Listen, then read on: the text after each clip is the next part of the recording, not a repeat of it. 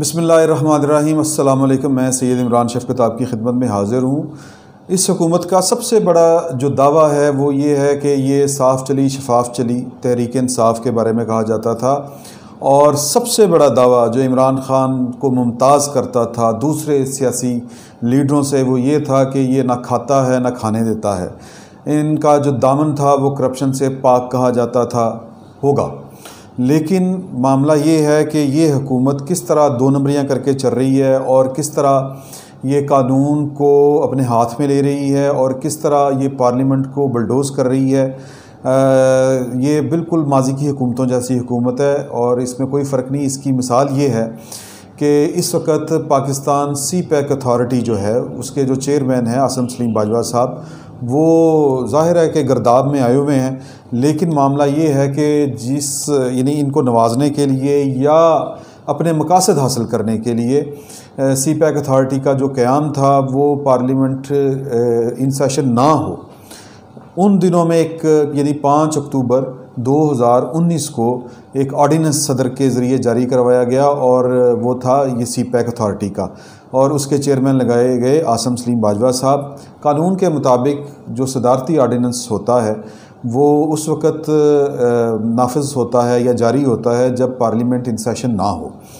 ज़ाहिर है हुकूमत फिर जब इस तरह के काम करने होते हैं कि जिस पे लोगों को पार्लियामेंट को एतराज़ हो सकता है तो फिर ये वेट किया जाता है कि सेशन ख़त्म हो या सेशन ख़त्म करवा दिया जाता है। तो 5 अक्टूबर को इसी तरह ही एक सदारती ऑर्डिनेंस के ज़रिए 120 दिन के लिए सी पैक अथॉरिटी ऑर्डिनेंस जारी किया गया जो 120 दिन के लिए था। फिर वो उसकी मियाद ख़त्म हो गई, उसकी मियाद 20 फरवरी के करीब ख़त्म होनी थी। तो उससे पहले पार्लियामेंट में ये पेश कर दिया गया, पार्लियामेंट ने इसको डिसअप्रूव कर दिया, लेकिन करारदाद के ज़रिए इसमें तौसीह कर दी गई। अब उस तौसीह को भी मुकम्मल हुए वो मई में ख़त्म हो गई थी, गालबन 28 मई को उसकी वो भी मियाद ख़त्म हो गई थी। और इसको इस अथॉरिटी को इसके पीछे अब कोई कानून नहीं है।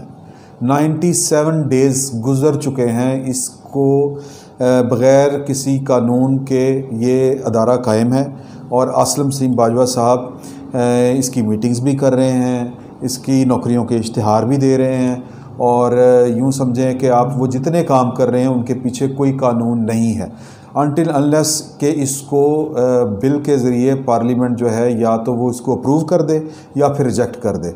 अब दूसरी मरतबा या तीसरी मरतबा आप कह लें, क्योंकि दूसरी मरतबा तो पार्लियामेंट ने करारदाद के ज़रिए सिंपली मेजॉरिटी के साथ इसकी तौसीह कर देनी होती है ऑर्डिनेंस की, तो वो उन्होंने कर दी थी। अब ये काम दोबारा नहीं हो सकता, यानी अब ये कानून बनेगा तो सी पैक अथॉरिटी चलेगी, वरना सी पैक अथॉरिटी जिस तरह चल रही है वो एक गैर कानूनी गैर दस्तूरी काम है। इस तरह सी पैक अथॉरिटी नहीं चल सकती। ज़ाहिर है कि जो पार्लियामेंट के अंदर हुकूमत की अक्सरियत जो है वो ऐवान बाला में यानी सेनेट में नहीं है, तो वहाँ पे ये जो बिल है ये मंजूर नहीं हो सकता। क्यों नहीं हो सकता? वो इसलिए नहीं हो सकता कि जो पाकिस्तान की पॉलिटिकल पार्टीज़ हैं, खुसूसन मुस्लिम लीग नून, इस पर अपना खुल के वर्जन दे चुकी है कि सी पैक जो है वो एक ऐसा मंसूबा है जो कोई एक प्रोजेक्ट नहीं है, उसके नीचे कई प्रोजेक्ट चल रहे हैं और वो सारे के सारे प्रोजेक्ट जो हैं वो अंडर जो मुश्तरका मफादात की कौंसल है, एक दस्तूरी इदारा है, उसने करने होते हैं फ़ैसले सारे के सारे, जिसमें चारों सूबे जो हैं वो उसका हिस्सा होते हैं।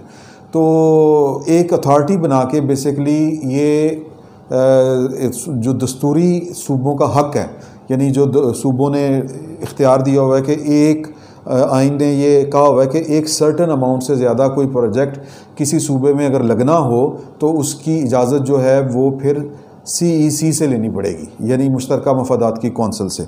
वो काम सी पैक अथॉरिटी के क़याम से ख़त्म हो जाएगा। अब इशू ये है कि सवाल ये पैदा होता है कि ये हुकूमत जो है ये वाला काम क्यों करना चाहती है, पाकिस्तान के आइन को बाईपास क्यों करना चाहती है, पाकिस्तान के दस्तूर की खिलाफ वर्जी क्यों करना चाहती है? इसलिए कि मरकज़ियत चाहती है कि सी पैक का जितना पैसा है, जितना प्रोजेक्ट है, जितने पैसे हैं, जो भी उसका आप कह लें कि माली मफादात हैं, वो एक बंदे के हाथ में रहें। और वो बंदा कौन है? वो जो चेयरपर्सन होगा। वो चेयरपर्सन कौन है? वो आसिम सलीम बाजवा साहब हैं।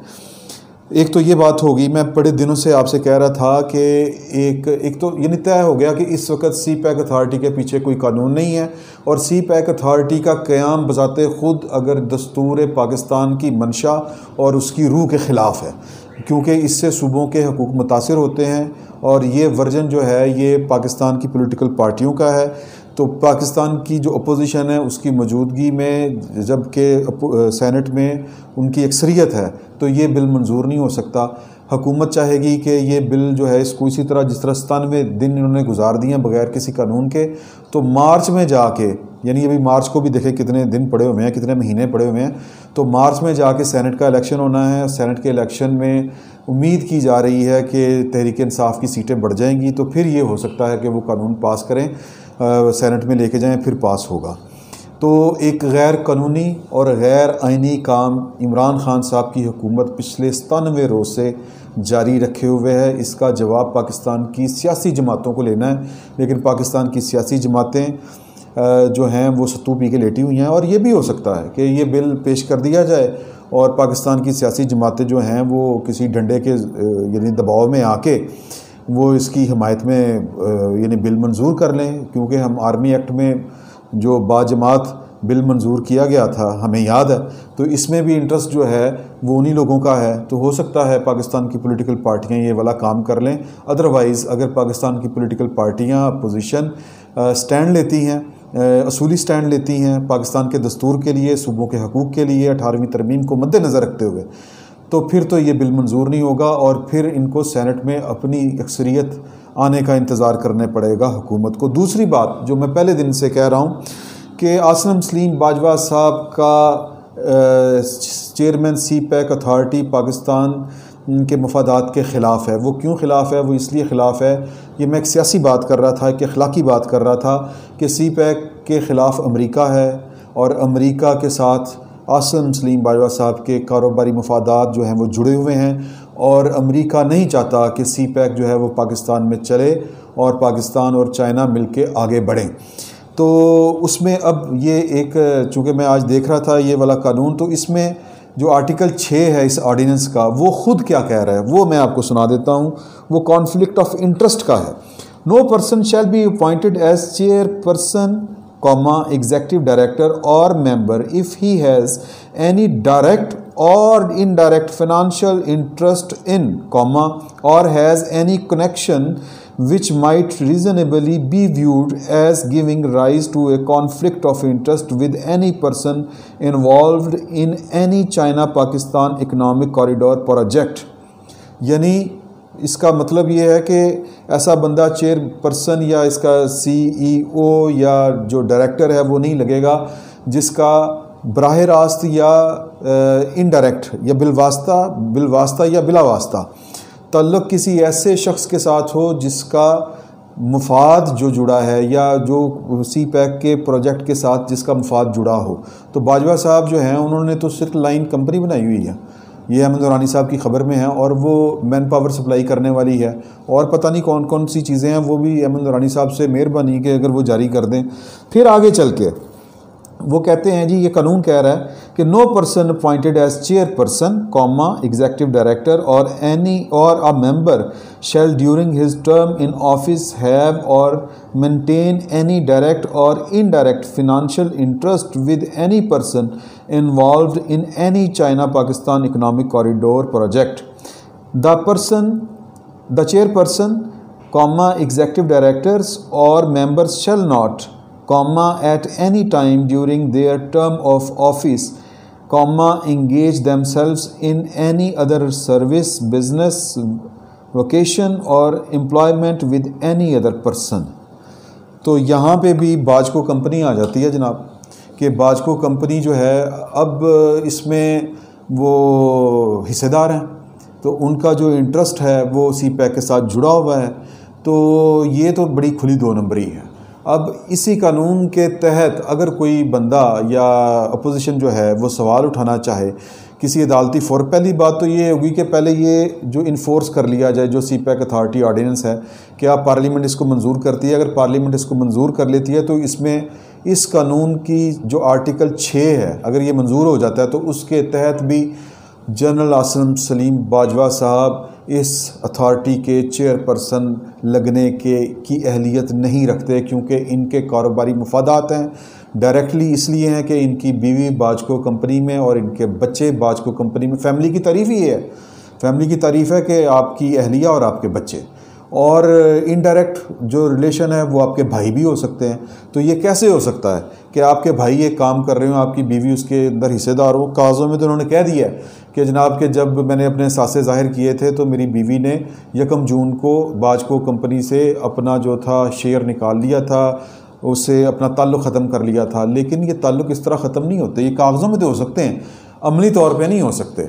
तो कहने का मकसद ये है कि इमरान खान साहब की हुकूमत लाकानूनियत भी कर रही है, गठजोड़ भी कर रही है, पैसे का चक्कर है, सी पैक में बहुत पैसा आना है। और ज़ाहिर है कि वो मैंने एक दफ़ा कहा था कि जिनको सी पैक के पीछे अमेरिका नज़र नहीं आता, उनको भुट्टो की फांसी के पीछे भी अमेरिका नज़र नहीं आता होगा। तो ये जो मामला थे पिछली हुकूमत के, जो गड़बड़ हुए नवाज शरीफ वाली हुकूमत के, वो भी सी पैक वाला ही मामला था। सी पैक किस तरह था कि सी पैक का सारा पैसा, उसकी सारी निगरानी हमारी सिविल हुकूमत कर रही थी। एहसन इकबाल साहब उस प्रोजेक्ट के थे, क्या कहेंगे, करता धरता थे। अब कहने को जो हैं वो असद उमर साहब हैं, प्लानिंग डिवीज़न के वो सरबराह हैं ये मिनिस्ट्री के, तो लेकिन जो अथॉरिटी उनके नीचे बना दी गई है। अब आसिम सलीम बाजवा साहब की हाँ में अगर मिनिस्टर साहब हाँ नहीं मिलाएंगे तो फिर जाएंगे कहाँ पे? तो सवाल जो पैदा होता है वो ये होता है कि क्या इमरान खान साहब जो हैं वो बदनीयती कर रहे हैं सी पैक के मामले में? क्या इमरान खान साहब ने सिविल हुकूमत के हाथ काट के एक अथॉरिटी के स्पुर्द कर दी हैं, एक अथॉरिटी के चेयरपर्सन के स्पुर्द कर दी हैं, जिसके माली मफादात ना सिर्फ ये कि इस कानून के तहत जो हैं वो काबिल कबूल हैं, ना काबिल कबूल हैं दूसरे अल्फाज में, यानी इस कानून के तहत वो नहीं बन सकते चेयरमैन यानी सी पैक अथॉरिटी के। और दूसरा, वो इखलाकी तौर पे भी नहीं बन सकते कि सी पैक जो है वो चीन का मंसूबा है और चीन और अमेरिका की दुश्मनी किसी से ढकी छुपी नहीं है। तो कि या तो आसिम सलीम बाजवा साहब बाल्फाज़ दीगर इस मंसूबे को बिठाने के लिए हैं, या फिर ये कह लें कि आसिम सलीम बाजवा साहब किसी और मकसद के लिए हैं जिसका इमरान खान साहब उनका पूरी तरह साथ दे रहे हैं। और कम से कम इमरान खान साहब के बारे में उनके ये जो चाहने वाले लोग हैं उनको ये कहना छोड़ देना चाहिए कि साफ़ चली शफाफ चली, खाता भी नहीं और खाने भी नहीं देता। तो भाईजान इसको गौर से देखें, ये खाने के चक्कर हैं जिसका साथ या जिसकी मर्ज़ी से हो रहे हैं, वो उसका नाम है इमरान खान वज़ीर आज़म पाकिस्तान। तो ये मैंने आपके सामने सूरत हाल रख दी है।